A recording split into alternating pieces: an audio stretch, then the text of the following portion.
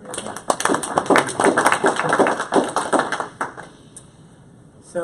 tonight we're going to talk a little about storytelling.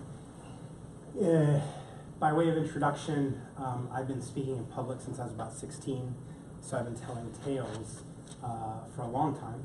I started out telling stories, though, much younger. If you talk to my mom, she'll say that I was a natural-born liar, and so I just continued on, only having a little more integrity in the process. And so what I want to do tonight, though, is walk you through some frameworks on storytelling that I hope would help you in whatever business you're in. And so that's what we're going to go over tonight. The first thing to note, obviously, is that the point of this particular presentation is all about clients, right, and helping you when you're talking with clients. And of course, the reality is that not all clients are equal, right? Some clients come to you with $1,000 budgets and $1,000 problems. Others come to you with $10 budgets and $10 problems. And of course, there are some clients who show up with $1,000 problems and $10 budgets. And those are the ones you don't really want to spend time with. But how do you know? How do you know who's who? And what I want to walk you through tonight is a way of telling stories that helps you figure out and segment the audience, right? So if you've ever watched any late night at all, you have by now figured out that the goal of the person who is sitting behind the desk, the host of a late night show, is not just there to entertain us. They're there to make their guests look good, and they're there to let their guests look good, right? Those are two different dynamics. The first part of it is, I'm going to ask you about your latest movie, I'm going to ask you about what you've done or whatever, right? The other part is they have to get out of the way, right? One of the best guys that did this was David Letterman, right? So David Letterman, if you watched him a lot, he had this rule which he explained to guests, but he also explained to his own staff, right? And to anyone that worked on the writing staff, which is when they're going, right? When the guest is going and they're a hit, right? When they're making people laugh and they're going, shut up. Just get out of the way, right? And let them go. And so when you're telling stories and working with clients, part of what you have to do is know when to tell the story and also when to shut up. Not because the goal is to shut up. The goal is to make that client look good, feel good, be good, right? And to make yourself a good partner in that, right? So you want to look for not only the win for you, you want to look for the win for the client as well. And these stories will help you do that. So what we're going to do is talk about a couple different kinds of stories, the point of which I've already articulated, is segmentation, right? To be able to differentiate between different kinds of customers, right? And there's even a bigger benefit to doing this, but we'll get into that in a second. So prediction stories, right? Prediction stories are the kind of story that lets you say to someone else something you think they are already dealing with or soon will deal with, right? Now, this isn't just about dealing with clients. You could do this if you're looking for a job, right? If you're interviewing with someone and you say, oh, tell me a little about what you guys got going on, and they start telling you about some of the stuff that they're dealing with, and then you say something like, oh, then you probably are also seeing this. You're probably also dealing with this. If you haven't dealt with this yet, you may be soon struggling with X, Y, or Z. And they start nodding their head up and down. And they go, oh my God, are you reading my mail? Are you in my head? Are you in my company, right? And the reason they're doing that is because the way you're predicting what they're going to face tells them you're an expert. It tells them that you get them, right? Now, there's something really valuable if you are talking to a prospective customer and you're able to demonstrate that you know what they're dealing with. It tells them that they can trust you to be their proxy inside your own meetings. Now let's walk that through for just a second, okay? So, and this is the point here, right? Let's imagine, for example, that I'm talking to you, you're my prospect, right? And as we're talking, I say, well, I'm talking to Steve, and I say, Steve, you're probably struggling with this kind of staffing problem. And he says, yeah, we are. I say, okay, well, then you're probably also going to start experiencing this. And he goes, oh my God, yeah, we're doing that. Well, if I finally put a proposal in front of Steve, right, what he knows is that he can take his problem, whatever his problem is that it's clear I know about, he can hand it off to me and then just be done. right? He can walk away from it because, fundamentally, he's determined I'm his proxy. Chris knows what I'm dealing with. Chris knows what I'm feeling. Chris knows what I'm about to experience. And so I don't have to think about it anymore. And anytime a customer can stop thinking about something because they believe you're now thinking for them, right? They will be very happy. The smart ones, the good ones, the kind of clients you want, are going to be very happy to say, okay, you got this, and I don't have to be there, right? So that's why we tell prediction stories. And prediction stories don't have to go long, right? They can be fun though, right? Because you know something that they don't know. One of my favorite all-time prediction stories was I was talking to a company that had been told by their board that they should come talk to me and attempt to recruit me to join their company. And so we were having lunch, and I said, tell me about this, tell me about this. And so he's giving me some information about what they were dealing with. And I went, oh, okay. So let me guess, right? You're the voice of your company, and you're the one that sends out the emails to all your customers. Have you had to send an email out yet to your customers rescinding a previous email that you've sent? It's like, no, we've never done that. Never in our history have we done it. I said, so you've never been working with your developers. They've built out a feature. They've told you the feature works. You feel like they know what you're asking. You feel like they deliver it, and you go and you message. You do the marketing to all of your customer base, and you've never then gone back and discovered that the product didn't work the way you thought it would work? It's like, no. But after everything he described in his company, I knew it was about to happen. It was just a matter of time. And I said, well, that's good news for you, right? And so we talked a little more, and the conversation went okay. He didn't feel like he needed me. And I didn't push, because I was like, that's fine, it's all good. Like, hey, good luck. It was great having lunch with you. Walked away. I'm not joking, I'm not exaggerating. 2 days later, right, get the email from him announcing a new feature on his plan, right? This new SaaS that has all the super cool email features. It's amazing. It's the best ever, right? So I went to try it, and it didn't work. I didn't say anything, because I didn't want to be that guy. And the next day, he has to send an email out to all of the same people that he emailed. Right? We're talking about literally 2 days after our lunch. And he sends an email that has to say, I'm sorry, it turns out that we launched this feature before it was fully baked. We have some issues. We're gonna pull this back. We're not gonna launch. You can't use it yet. We're gonna go fix this up. It should be a couple weeks, and then we'll bring it back out. I didn't reply, because again, that would be kind of a jerk move. But the very next email I got was from him directly, saying, I know you had sent us this quote. We decided not to move forward with it. I've signed it. Where can I send the deposit? Right? And this was for tens of thousands of dollars. It wasn't a small quote, right? I hadn't had to do anything to close that deal, right? He closed himself. He closed himself because of the prediction story, right? And because fundamentally what he said was, you know enough to predict the future. That's a special kind of magic. And if you know enough to predict the future, I'm willing to use you as a proxy. And literally, that's what he did. He's like, okay, you now work with my staff. You run my staff. You do whatever you need to do with the staff. I'm just giving it to you, and I can walk away. And there's high value in prediction stories because of the proxy factor. Does that make sense? Awesome. Let's get into the next one. Okay? Warning stories, right? Warning stories are a little bit like that, where you could predict, like, this could be bad. But it's also about what's hard. It's about what you're going to have to do. So another client, or eventually became a client, but initially was a prospect, we started talking, and he said, another big software product, and he said, we have a lot of issues, a lot of bugs, but I think, and we don't, like, all our engineers aren't exactly perfect, right? Some of them are really good, some of them not as good, but I think the issue here is we just need a few more people. So if we could just hire 2 more people, I think would be great. And I said, well, I got to tell you, it's a lot more work than that. I mean, you have to really redevelop the culture. You're going to have to, and so you start walking through the warnings, right? This is how much work it is, right? How many of you have ever gone to a trainer at a fitness center? Ever worked with a trainer? Okay, yeah, I knew these 2 people. That'd be crazy. So if you go to a fitness trainer, right? This is what I hear. I've never been to one, but what I hear, what I hear is, right?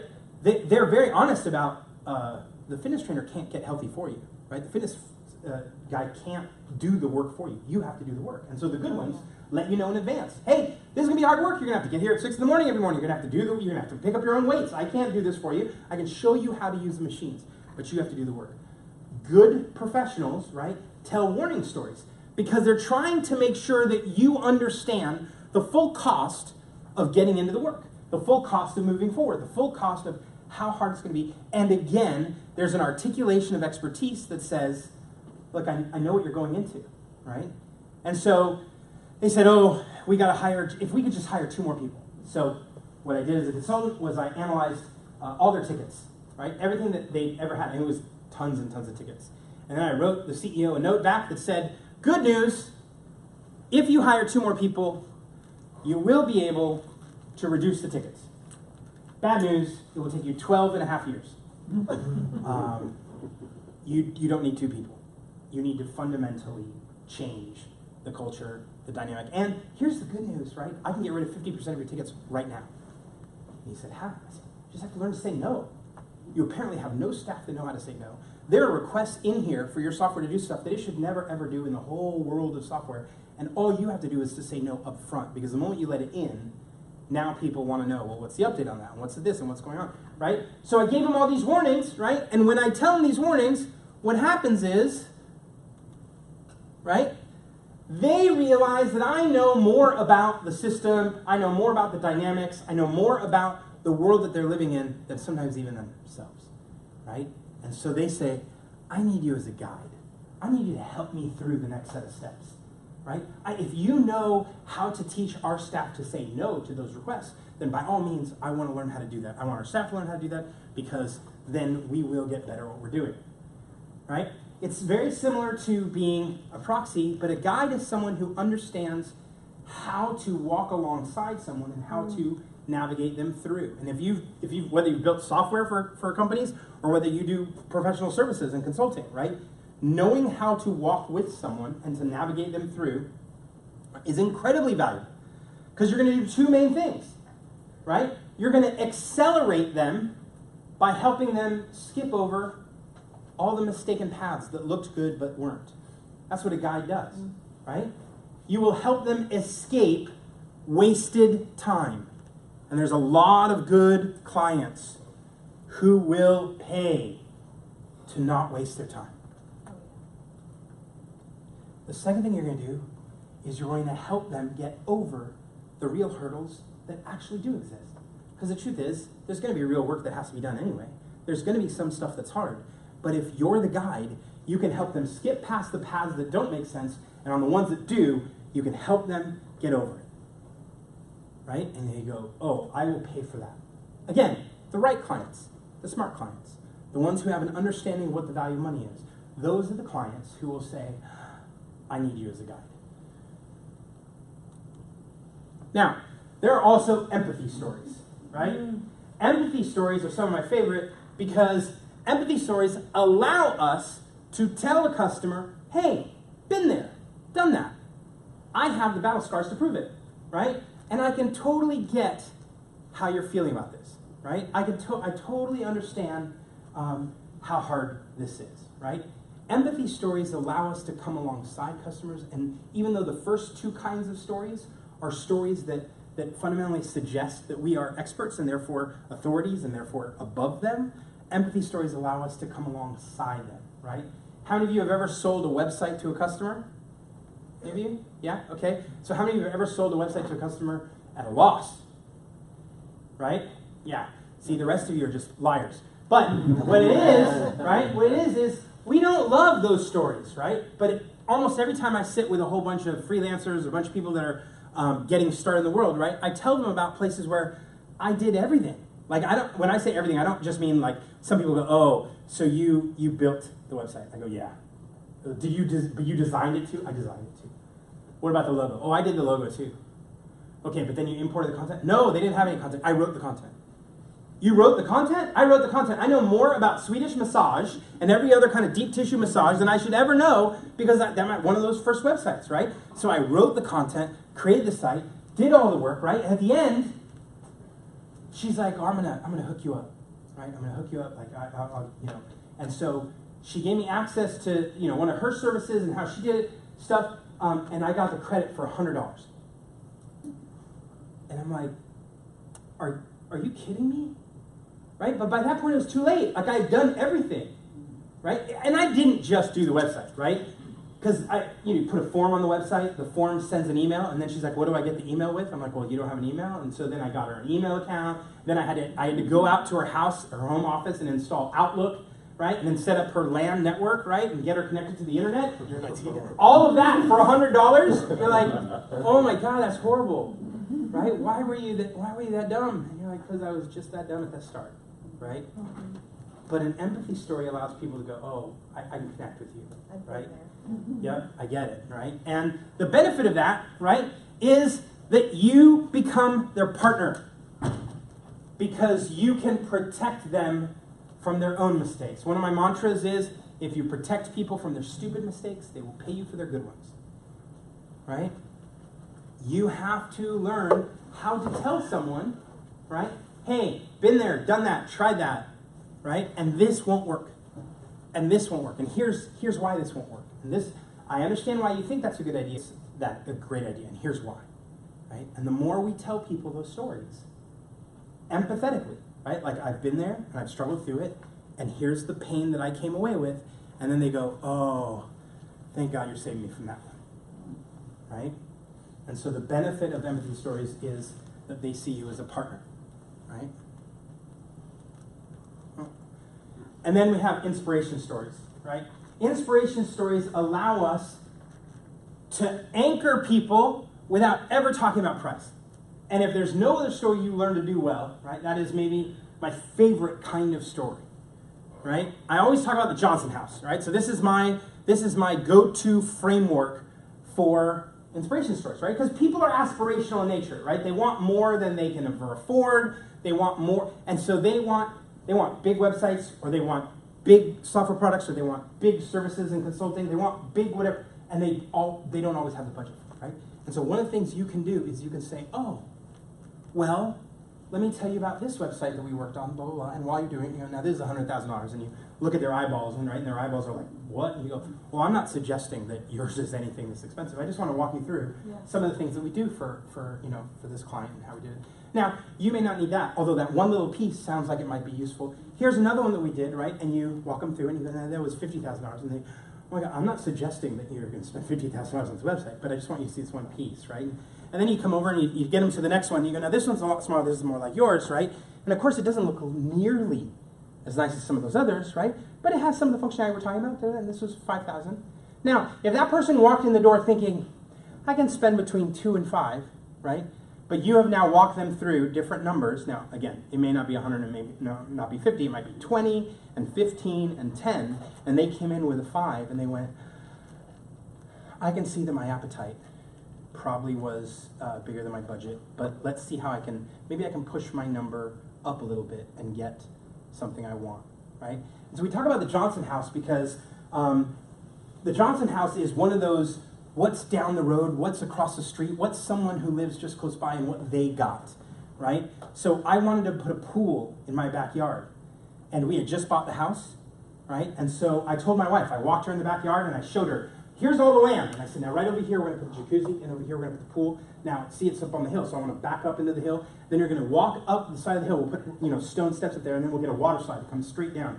But that water slide that comes down, I want to put behind the water slide, I want to tuck in a cave, right? We can sit in the back, and you can have the waterfall come over you so that people are going down the slide, but that's creating the space for the cave. And she's like, okay. And I said, now, if you come back over here, right? In front of the jacuzzi, we have the fire pit, right? And I want people to be able to hang out over there. We'll put the hammock back over there, and then over here, we'll put the stretch stuff. And she goes, by the way, this all happened. This is a second. Don't get in the middle of my story. Oh, sorry. So I walked through this whole backyard, right? And she's like, okay. But we also had a front yard, and there was nothing but dirt because it was a brand new house. So I said, hey, there's a guy around the corner, right? The Johnson House. They have fake grass in the front. And our son's allergic to grass. So call that company up and see if they'll quote us for the little plot of green patch that we want in the front. So she called them up, and they came over. And they looked at the front square, and they said, this is too small a job for us. We're not interested in doing a job this small. So I don't have a price for you because we would never do this job for you. But I see you're in a new house. What are you going to do in the back? And she said, oh, come this way, I'll show you. Now, I had not purposely been in this call, right? Because I was on the phone doing work. And so I was just in my office, and she took him around the back, right? And she gave him the whole explanation of everything I wanted, right? And he said, no, that's a job we would do. We'd do that job. And he said, can I talk to your husband? And she said, well, I'm sorry, he's busy on the phone, right? He won't be out of calls for another like hour and a half, 2 hours. And he's like, that's okay. And he sat down and he waited in our living room. And he sat down for 2 hours. So I come out of my office, right? And I'm like, hey, hon, did we get the quote? What the guy say about the grass in the front? And she said, well, he's still here. He wanted to talk to you about the back. And I look, and he's sitting right there, and he gets up. Hi there, Mr. LEMA. My name's Chad. I'm like, hi, Chad. Well, what are you doing here? I just wanted the quote for the front grass. And my wife says, oh, I told him about everything you wanted in the back. He said he can do it all. And I told him that we're not the finance kind of people. We'll just pay him straight. You did what? Well, I thought that would make us a better customer. And I'm like, oh my God. This guy had no problem waiting for an hour and a half because he's like, I found the house, right? This is Sugar Daddy. He's just he's going to buy everything, right? And I know how this game is played, right? I've written books on pricing and anchoring. And so he said, I understand you want all these things. And I said, yeah, what's it going to cost? And he goes, well, what's your budget? And I said, no, let me be clear, dude. I'm not negotiating with myself. I'm not giving you a number, right? And I was clear because I thought, okay, first of all, I'm an expert in this. So I know how to navigate this construct, right? This man immediately started with the Johnson house. Well, we've done a project down the street. It had the pool. It didn't have the waterfall of the slide, but it had the pool. It's about $100,000, but I'm not saying you have to have that. And I'm like, don't anchor me on someone else's house, dude. I want what I want. Just give me the budget. What would it cost? And he goes, you probably have a number in your head. And I go, look, just give me a number. And he goes, well, I'll just tell you this. I've been doing this for 20 years. Been building pools and backyards and stuff for 20 years. And I would tell you that on average, right, you have a number in your head, and then you have a design in your head. And on average, the number you have in your head is about 50% of the price of what it actually is going to cost. And I said, there's no way I'm spending $150,000 on this. And he goes, so you're anchored about $75,000? I'm like, dang it! Right? How did you do that? Right? And so he said, well, it's going to cost more than 75. And I said, well, I'm not going above 120. Right? Like I'll just tell you right now, I'm not. He goes, no problem. We can make it happen. So he brings back the quote at 120, right? And do you know what's not included? My cave. The cave behind the waterfall, right? It's an extra 15K. If you're at 120, what's the difference between 120 and 135, right? So you're like $15,000. Yeah, that's what it is. So I signed, right? He got me. But he also had this extra piece, and he goes, we don't have to decide right now, right? But you may want solar for the pool, right? That's also not included. I mean, I know you have solar in the house, but that's, and so later, midway through, he's like, now, we're getting to the point where we have to decide on solar or not, right? It's an extra 10K, So I signed for the 10K, right? And I'm like, dang it, this guy's good, right? He hadn't read my book, right? But it was clear he'd been doing it a really long time. And he knew two things about me, right? Number one, he knew he could anchor me. No matter what. No matter whether he did it with the Johnson house or he did it in my internal gut by giving me this little ratio, he could anchor me. And number two, he knew I was aspirational. He knew that he could pitch the next piece and the next piece at the right times and make my wish come true. I had a vision for what I wanted that backyard to be. And because that vision was so clear to me, all I really wanted was someone who would be a facilitator. Someone who could make my wish come true. Right? And he said, for the right price, I can make all your dreams come true. And then he did. And we now have that exact, like every single thing that I wanted is in our backyard. And we host people, parties, up to 80 people in the backyard, right? And we have the back door of our house is all glass and it just slides into the wall. So we have this 20-foot opening and people can go from the living room into the, in the backyard and the patio and back and forth and hang out. And it's everything we wanted, right? But we paid a ridiculous amount of money to make it happen. right? Because the guy was a professional and he walked us through it the right way, right? When you use stories to anchor people, part of what you're doing is, without talking about what their budget is, you can talk about money to help them understand the lay of the land. And then your job is to become a facilitator, right? To say, you tell me what version of your dreams you want to have come true. Okay? Wait, did you get the front grass? I did. He threw it in for free. Another question. For free. Another question. Did you ever 145 did you grand. finance any part of it? We didn't. No. No. We just sold the stock and paid the cash and moved on in life. Your free patch of grass in the front cost you $125,000. It did. My free grass was not free at all, right? Yeah. Although what is funny is, after they started working, their other guys showed up, and their guy was like, you just pay us every week a certain amount. And I was like, oh, no. I may have signed on the dotted line for how much I was going to pay. I did not sign on the dotted line how I pay. I pay by milestones. You get 20% done, I give you 20% of the money. You get 40% done, I give you 4% of the money. You get 60%. So it took them a long time to go from like 70% to 100%. And I just held the money back and just waited, right? I felt like I got them back a little bit. I don't think the owner cared. He's like, I still cash all your checks, but yeah. Here's the thing, right? We get through a lot of this, and what you discover is, if they are hiring you to do a task, you are telling the wrong stories, or they're not buying. If they only want you to build the logo, only want you to build the website, only want you to write the code, only want to do whatever the task is, if they're buying the task, you're telling the wrong stories. The whole point, right, is your job is to shift who's pitching who. If you are the proxy and you are the facilitator, if you are the partner, right? If you are the guide, they should be begging you to work on their project, not you begging them for the work. And that is the point of these stories. When you tell the right stories, what happens is they go, oh my God, you are an expert and you know this stuff and you're really good at this. And you could save me a lot of time, and you could cut through all the craziness, and you could get focused on the right stuff, and you would eliminate all my wasted money. And I need you on my project, and they pitch you. I'd say about 70% of the projects that I've ever done outside of my day job, 70% of the projects have all started with me saying no. Not as a trick, but simply because as far as I know about it, I'm just not enthused. So I say no, and I have the fortune of having a full-time gig, but someone starts talking to me and I just go, no, and the way I say no typically is, I'm probably way too expensive for you. I'm just way too expensive. Like, you can find a lot cheaper people to do what you want done. And they go, no.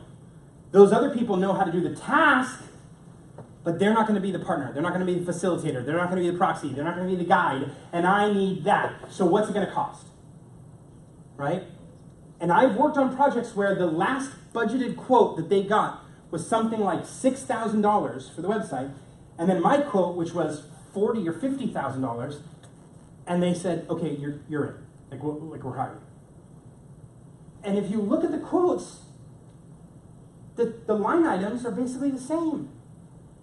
And you go, what's the difference between hiring someone for 6 and someone for 45? And you go, because that guy at 6. By the time we were done telling the stories, they were like, I know he's going to make every single mistake you talked about. And he's going to make it on my dime. And I don't want any of that. So they come begging, right? They come saying, no, Chris, let me explain to you why this project is worth your time. Let me explain to you why this project is so important. Let me explain why we need you to partner with us, right? Together we can do these things. And you go, oh, okay, right? At the right price or the right interest, or if it connects with your passion or it connects with some value that you have. But the point is, this is how you segment your audience. Because if the person says, no, I'll pay the cheaper amount and I'm done, I don't need any more, you can say, oh, that's good, I think you should go with someone else. It's the people who are pitching you, not you pitching them. Though you have now segmented your audience and you have figured out who are the right customers. The right customer is not motivated purely on money. Now, I'm not saying they don't care about money, but they're not motivated purely by money. The right customer is also motivated by saving time, right? Skipping past mistakes, getting to market sooner. There's a lot of other values they care about, and if you've told the right stories, then they know you're the right person for them. So prediction stories, warning stories, empathy stories, inspiration stories. You get to be the proxy, the guide, the partner, and the facilitator. So now that we've talked about those, I want to end with one last piece, which is the how, right? And the how is what I call the bridge framework. And it's the one I've used for years. It's how I shape the stories I tell. It's how I shape the marketing that I work on, the copywriting and everything else. It's how I actually, I've spent 25 years building software products, and it's how I shape what's in the product. All comes back to this one framework, and it's called Crossing the Bridge. So I'll walk you through it now.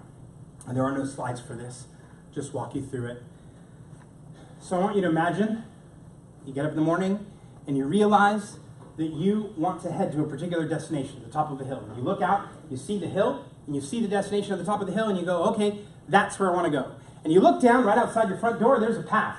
And if you look closely, you notice the path goes all the way, wrapping around and all the way up the hill and to your destination. So you say, oh my gosh, this is great. I know where the path is. I know exactly how to get on this path. I take this path straight up there. I'm going to get to the top of the hill. I'm going to get to my destination. This is perfect. And so you set about walking on your path. You walk on the path, you're going until you hit a river, a very large river. And you say, no problem. I'm feeling particularly strong, capable. So you step into the river. As you step into the river, within 2 steps, the water's up to your nose. And you go, oh, this is way deeper than I thought. And you get out of the river. You get out of the river, you take a couple steps back, you go, this is not a problem. I'm going to swim across this river. So you dive into the water, and then you get ready to start swimming, and you're already a block down river. This thing's moving fast, so you jump right back out. Get on the riverbank, and you're like, whew, that's moving a lot faster than I thought it was. And so you walk a block upriver back to the path. You get to the path. You are hot. You are wet. You are bothered. But then you hear it. You hear it before you ever see it, that little rumbling. And there comes a guy in a boat, motorboat. And he pulls up and he looks at you and he's like, what's going on? Why are you standing there? And you go, oh, I'm trying to get across the river. He goes, I can take you across. You got $10. And so you go to your wallet, you grab out your $10, and you hand it to him, and he drives away. Now you're hot, wet, bothered, and broke. That's not fun. And so in your anger, you start walking upriver. And you walk upriver for an hour. A place you never would have walked that far off the path any other way. But you get an hour upriver, and there's a bridge. And you go, let me go check this bridge out. Stand on it, you test its strength, seems pretty good. You walk across the river. You get it on the other side, you walk down river, you get to the path. When you get to the path, you look up, you see your destination, you see the path, but you hear mumbling, and so you look back, and behind you, across the river, is a group of people. Some of them are wet. Some of them look very frustrated. Some of them are looking at empty wallets, and you say, hey, listen, I am not better than you. I am not smarter than you. If you're headed on this path up to the top of that destination, on the top of that mountain, I'm guessing that you have tried to get in the river and discovered it went too deep too quickly. You tried to swim across the river and discovered it moved way too fast. You got back out. And some of you, it looks like, some of you may have even given $10 to a guy who's just driving up and down the river and taking your money. And if you haven't done that yet, I want to warn you, right? Don't do it. But hey, I'm not better than you, I'm not smarter than you. But I just want to let you know, if that's where you're headed, if you walk up the river about an hour, you'll find a bridge. Cross the bridge is totally safe. You can come back here, I'll wait for you, and we can go together up the path and up to the hill. And that's my bridge framework. It starts with the notion that the very first thing we validate is where someone's trying to go. Most of the time, if you're in the bit of selling what you have, selling your product, selling your service, you know what you do? You start selling your product. You start pitching your features. And even if you say, well, I don't pitch features anymore, Chris, I pitch benefits. And I go, yeah, but you're pitching benefits to a person who has no interest yet in crossing a river. They're just standing out on the path. You need to start by making sure we're talking about the same destination. Are we all going to the same place? I need to validate where you're trying to go. And I need to validate and help show and help you discover where the path is. That's where we start. Then we're going to get to a river, and that's where I make the prediction, right? Those are my prediction stories. Hey, heads up, and warning stories. Hey, heads up, right? You're going to try and get in this water. It's going to be, I guarantee you that whatever it is you're selling, whether it's a service or a product, I guarantee you that there are known problems that your customers have felt. Known, meaning you know them. Yet half the time we start pitching straight to the feature, straight to the benefit, straight to it, without starting with pain. Have you done this? Have you gotten in the water already? Did you discover it was too deep, too quick? Have you tried to swim across, right? Most of us want to talk about the features, right? I guarantee you, if you're a person who sweats profusely, and I mean like ridiculous amounts of sweat, and you get to a web page and it talks all about how awesome this activated deodorant is, right? You're going to be like, I don't care about any of that. I want to know first, does it work for me? Because most of the ads that have, this is great for people who sweat a little bit, are people who sweat a little bit, and I sweat a lot. Now, I personally don't sweat a lot, but I'm just saying, if I was that person, I would want to get to the page that says, hey, if you're pouring buckets from your armpits, this is the thing for you, because now I understand that you understand my pain. I worked with a guy who sweat so profusely from his feet that he had to throw away his leather shoes and buy a new pair every 3 months. And I said, what's the hardest part about that, right? What's the hardest part? And he goes, well, you go on all these websites to buy new shoes, and none of them talk about what they can handle, right? And I go, yeah, they never express your pain. They're all talking about how beautiful the leather is or how waterproof it is on the outside. And he goes, yeah, so I keep clicking, keep buying, and I never get to someone who understands the pain. You go, right, because they're making a mistake. We all pitch to features, we all pitch to benefits. The bridge framework says, no, you start with pain, right? And we highlight the 3 pains, right? Did you try and get in the water? Did you try and swim across the water? Did you get, lose money with boatmen? A lot of people have tried a lot of things before they get to your product or your service. You should be able to articulate, hey, you probably have done this. You probably tried this. You probably have been frustrated with this. And then people go, oh my God, these people understand my pain. Then, and only then, are they willing to listen to you say, hey, I know it's an hour upriver. I know it's going to be a walk. I know it's not something you normally want to do. But I just want, and I'm not telling you because I'm the best. I'm not telling you I'm smarter than you. I'm not telling you I'm better than you. I'm just telling you that if you do head up an hour north of here, right, you will find the bridge you're looking for. And then, of course, we say, hey, now that you've crossed the bridge, come hang out with us. You've joined a community, right? People don't just want the product. They don't just want the benefit. They also want to belong. And so how do you help people feel like they connect in a way that belongs?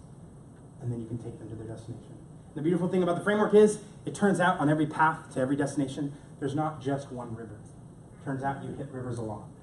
And so you have a lot of different ways, a lot of different times from the time they're just getting started until the destination where you can help them navigate through that. Does that make sense?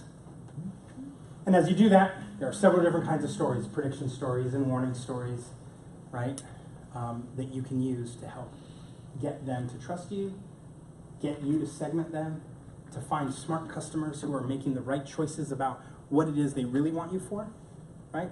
Are they hiring you as a guide, as a proxy, as a facilitator, as a partner, or are they hiring you as a task person? If they're hiring you as a task person, run quickly. That's not the kind of customer you want. Thank you very much. My name is Chris Summa. I'm the VP of Products at a hosting company called Liquid Web. I also blog over at chrissumma.com, and you can find me on Twitter at ChrisSumma. Thank you.